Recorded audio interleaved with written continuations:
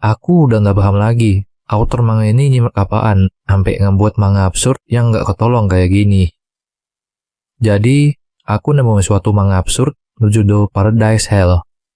Bukan yang ini, tapi yang ini, yang merupakan karya dari Ayu Fuyusaka. Cerita ini berpusat pada Kamishiro Shizuka, seorang mahasiswa semester 3 yang diiming-imingi untuk berinvestasi oleh temannya Taishiro pada senior kenalannya yang bernama Kashiwada. Meski awalnya ragu, Shizuka akhirnya menyerahkan uang tabungannya yang berjumlah 500.000 yen. Dalam perjalanan pulangnya ke kosannya, ia terus memikirkan keputusan yang baru saja diambil, hingga menyadari bahwa kunci pada pintunya yang bermasalah. Tetangganya, seorang wanita yang bernama Aoyama Mika, yang juga merupakan mahasiswa semester 3, keluar setelah mendengar keributan itu. Setelah Shizuka menjelaskan masalahnya, Mika justru merasa jijik karena melihat Shizuka menatap dadanya, lalu kembali ke kamarnya tanpa berkata banyak. Shizuka yang merasa malu dan pucat segera masuk ke kamarnya sendiri. Dia kemudian berteriak frustasi ke arah bantal, sambil mengingat kembali masa-masa saat pertama kali pindah dari kampung halamannya ke Tokyo untuk berkuliah, dan awal pertemuannya dengan Mika sebelum menjadi seperti sekarang. Tidak seperti tetangganya yang telah berubah selama 3 tahun terakhir, Shizuka justru tetap sama. Ia masih sulit bersosialisasi, tidak mempunyai teman, dan selalu menghabiskan waktu sendiri. Bahkan saat bekerja paruh waktu, dia hanya diam, seperti sosok pendiam yang seolah terputus dari dunia sekitarnya. Sementara teman-teman kampusnya memiliki waktu untuk bersenang-senang bersama, kehidupan kuliahnya justru menyedihkan dan penuh kesendirian. Pada keesokan harinya, dia mendapat kabar buruk dari satu-satunya orang yang dia panggil teman, jika mereka berdua telah ditipu oleh senior mereka. Uang 500.000 yen yang Shizuka kumpulkan dari jerih payah kerjanya ludes begitu saja. Rasa putus asa melingkupinya. Tenggelam dalam pikiran-pikiran suram, di mana jika hal ini terus berlanjut, maka ia bisa dikeluarkan dari kampusnya karena tidak bisa membayar uang semester berikutnya. Ingin menceritakan masalah kepada ibunya, namun dia mengurungkan niatnya karena tidak ingin memberikan masalah.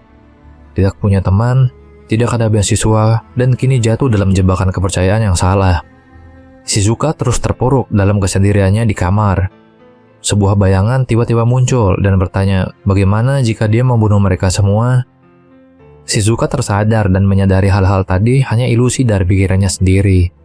Namun, suasana kembali memburuk saat dia mendengar suara keras dari kamar sebelah, di mana tetangganya sedang teman pacarnya.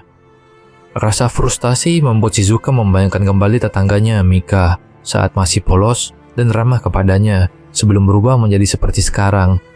Dan hal itu membuat barang miliknya menjadi keras. Kejadian itu membuatnya tertawa pahit, hingga bayangan tadi sempat terlihat kembali. Kemudian secara tidak sadar, Shizuka memukul dinding sebelahnya hingga bolong. Kepo dengan apa yang ada di sebelahnya, ia mencoba melihat ke dalam lubang itu dan malah mendapati wajah seorang pria yang ternyata pacar dari tetangga sebelahnya. Pasangan tadi kemudian melabrak Shizuka di kamarnya sendiri, dan cowok tadi yang telah dihasut oleh ceweknya menghajar Shizuka. Karena tidak bisa meninggalkan ceweknya bersebelahan dengan Shizuka, cowok tadi meminta 1 juta yen untuk pindah ke tempat lain. 1 juta yen tentu mustahil ada pada Shizuka yang telah rongkat. Dan ketika cowok tadi ingin menghajarnya, Shizuka sadar jika cowok tersebut ternyata adalah seniornya Masashi yang menipu dan membawa kabur uang 500.000 yen miliknya. Shizuka memohon agar seniornya mengembalikan uangnya. Tapi Masashi justru menanggapinya dengan tinju di ulu hati Shizuka, membuatnya jatuh dan muntah. Situasi semakin mencekam ketika Masashi dengan penuh niat mencoba untuk membunuh Shizuka. Sudah pasrah dengan keadaan yang menimpanya, Shizuka hanya bisa berharap pada seseorang agar membunuh mereka semua. Kemudian, suara dari bayangan menjawabnya. Dalam sekejap, kepala senior itu tertembas dan jatuh ke lantai. Darah pun mengalir deras. Melihat hal itu, pacar yang panik histeris hingga mengompol di tempat. Shizuka yang baru saja bebas dari upaya pembunuhannya, mengalihkan pandangannya ke belakang dan mendapati sesosok kesatria hitam berarmor yang terlihat membawa sebuah pedang. Makhluk berarmor hitam itu perlahan melangkah mendekati Shizuka. Shizuka yang panik menyuruhnya menjauh, namun tidak disangka makhluk itu malah berlutut di depannya. Kemudian makhluk itu membuka helmnya. Shizuka terkejut saat melihat wajah seorang wanita cantik di balik armor tersebut. Wanita itu lalu memperkenalkan dirinya sebagai Zeros. Zeros kemudian mendekatkan keningnya ke Shizuka dan cahaya terpancar dari mereka. Shizuka refleks menjauh dan Zeros berkata jika kontraknya telah selesai.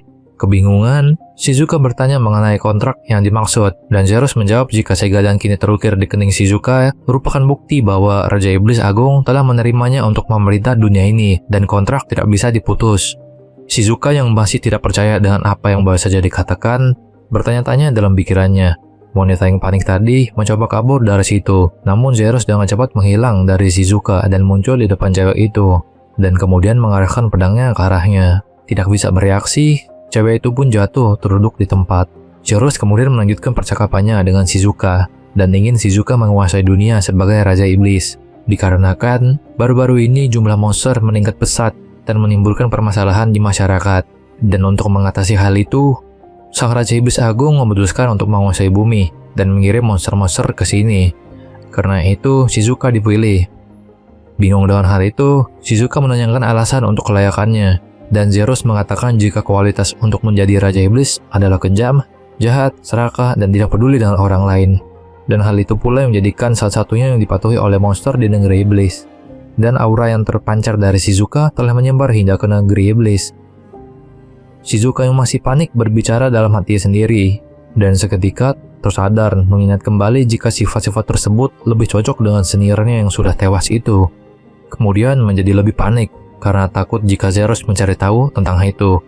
Zeros berkata jika Shizuka tidak perlu khawatir karena untuk membantunya menjadi Raja Iblis, dia dikirim ke sini sebagai instruktur. Zeros kemudian menyadari sesuatu dari Shizuka, dan ketika dilihat lebih dekat, ia menyadari jika aura yang disebut tadi tidak muncul dari Shizuka, dan dia hanyalah manusia biasa.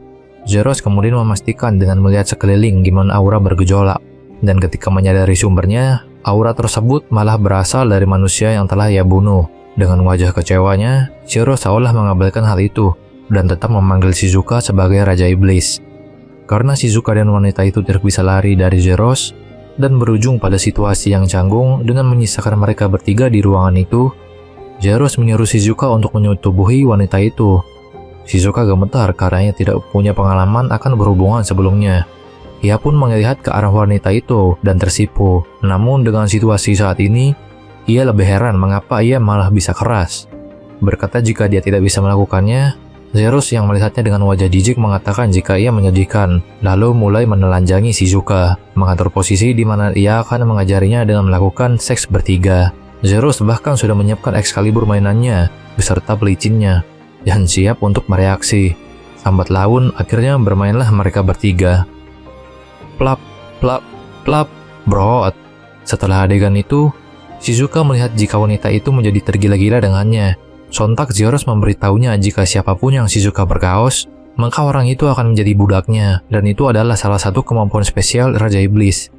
Jadi tujuan Zeros melakukan hal itu terhadap Shizuka karena ingin menunjukkan hal itu kepadanya. Tidak sampai situ, apa yang akan terjadi selanjutnya akan menjadi lebih gila lagi, sehingga aku sendiri tidak bisa menunjukkan panel manga berbahaya lainnya di sini. Namun kalian bisa membacanya sendiri untuk kelanjutannya di website manapun, karena jujur aja nemu translate-nya itu susah banget dan lebih banyak translate mantahannya. Tapi yang jelas, semakin di sini ceritanya akan semakin kesana. Cocok buat kalian yang pengen nyoba manga dengan cerita yang aneh.